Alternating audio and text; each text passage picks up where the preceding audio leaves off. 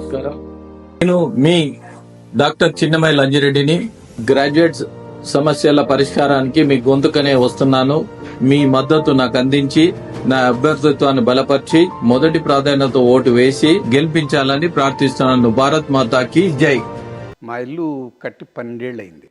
కట్టి 12 ఏళ్ళు కాదు, 14 ఏళ్ళు అయింది. మేము వాడికి వెళ్ళి 12 ఏళ్ళు అయింది.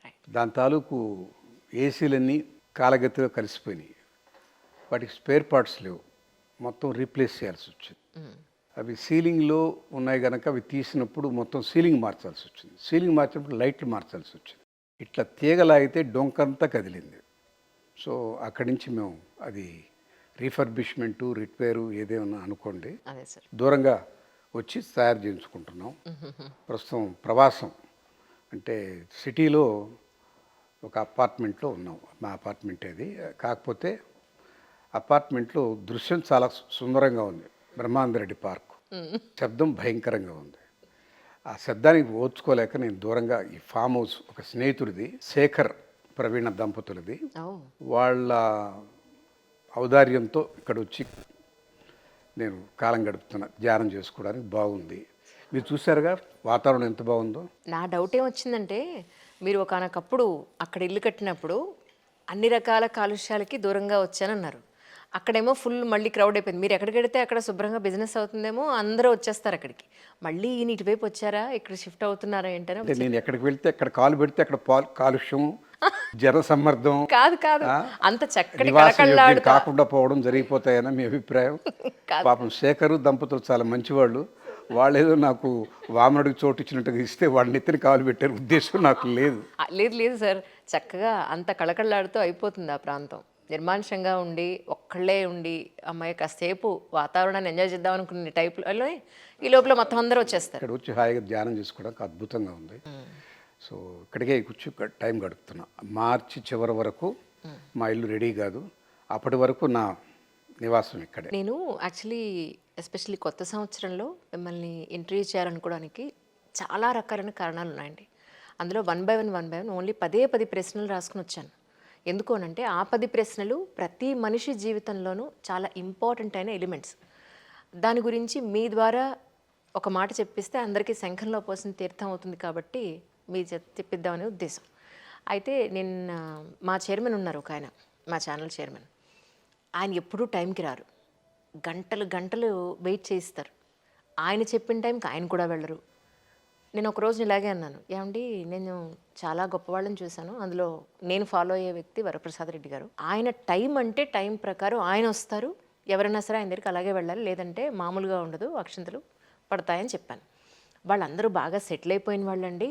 ఆయన సెటిల్ అవ్వడానికి ముందు ఎక్కడైనా ఎంప్లాయీగా ఉన్నప్పుడు ఆయన టైమింగ్స్ ఏమన్నా మెయింటైన్ చేశారేమో కనుక్కోండి అన్నారు. మీరేమంటారు దీనికి? చాలా సహేతుకమైన ప్రశ్న వేశాడు ఆయన. ఆ రోజుల్లో కూడా నేను ఈ టైం పిచ్చివాడిని. ఎక్కడికైనా ఒక టైం కమిట్ అయితే ఆ టైం ప్రకారమే ఉండాలన్న మనోసంకల్పం. దానికి అనేక కారణాలు ఉన్నాయి. నాకు చిన్న వయసులోనే తోచింది ఏంటంటే, ఏది పోగొట్టుకున్నా తిరిగి పొందొచ్చు. అది ఏది కానీ సమయం దాటిపోతే తిరిగి వెనక్కి తీసుకెళ్ళాం. గడియారాన్ని వెనక్కి తిప్పే అవకాశం లేదు. అదంతే, పోయింది పోయినట్టే. జీవితంలోది ఆ కాలం గడిచిపోతే తిరిగి నీకు పొందనేది ఏది అంటే ఒక్కటే, కాలం. కానీ చాలామంది కాలాతీత వ్యక్తులు, వాళ్ళు కాలానికన్నా అతీతంగా వాళ్ళు కాలాన్ని లెక్క చేయరు, ధనాన్ని లెక్క చేయరు. నేను చాలా జాగ్రత్తగా గౌరవంగా చూసేది కాలం, జలం. ఎవరన్నా నీళ్ళు ఇస్తే సగం గ్లాస్ తాగి పక్కన పెట్టను, పూర్తిగా తాగేస్తాను. ఎందుకు అనంటే అది ఎంగిల్ చేసిన గ్లాస్ కదా, పారబోస్తారు. నాకు ఇష్టం లేదు. జలాన్ని, కాలాన్ని దైవంగా భావించే తత్వం నాది. చిన్నప్పటి నుంచి అంతే. అయితే నువ్వు ఎప్పుడు లేట్ కాలేదా అని అనొద్దు, చాలాసార్లు ఆలస్యమయ్యాను. కానీ మీరు ఇన్ఫార్మ్ చేస్తారు కదా. నేను ఇన్ఫార్మ్ చేస్తాను. అది కాకుండా కొన్ని సందర్భాల్లో నేను అనుకున్న సమయానికన్నా లేటుగా వెళితే కొన్ని సభల్లో గుంజులు తీసిన సందర్భాలు ఉన్నాయి. నాకు నేనే శిక్ష వేసుకుని. ఎందుకనంటే అదేదో నా మోడెస్టీ చూపించడానికి కాదు. ఇంకెవరైనా దాన్ని ముక్కు మీద వేలేసుకుని అమ్మో ఈయన ఇంత ఇంపార్టెన్స్ ఇస్తారా, మనం కూడా ఇవ్వాలి అన్న ఆలోచన 100 మందిలో ఒక్కరికి కలిగిన నా పర్పస్ సర్వ్ అవుతుంది. నేను చాలాసార్లు 99% టైంకే వెళ్తాను. ఆ 1% టైంలో మిస్ అయినవి కూడా చాలా ఉన్నాయి. మిస్ అయినప్పుడు తప్పనిసరిగా నేను గుంజలు తీస్తాను. అది నా పద్ధతి. అండ్ ఇంకొకటి ఏంటంటే మీరు మనిషికి ఇచ్చే విలువ. ఈవెన్ మొన్న మన ఒక పుస్తక ఆవిష్కరణకి మీరు వెళ్ళినప్పుడు అక్కడ హాస్పిటల్లో ఆ డోర్ తీసే వ్యక్తి కూడా నమస్కారం అని అంటే మీరు చేతులెత్తి నమస్కారం చేశారు. యాక్చువల్గా చాలామంది 90% మంది అసలు అనేసి వెళ్ళిపోతారు.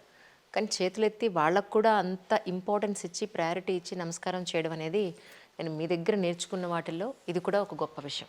అంటే ఓకే నమస్తే అమ్మా అని చెప్పేసి వెళ్ళిపోవచ్చు కదా, ఎందుకు 2 చేతులు పెట్టి అంత టైం ఇస్తారు ప్రతి వ్యక్తికి అని అంటే? ఆయనకి సమాధానం ఒకటే, నేను అద్వైతంలో బతుకుతున్నా.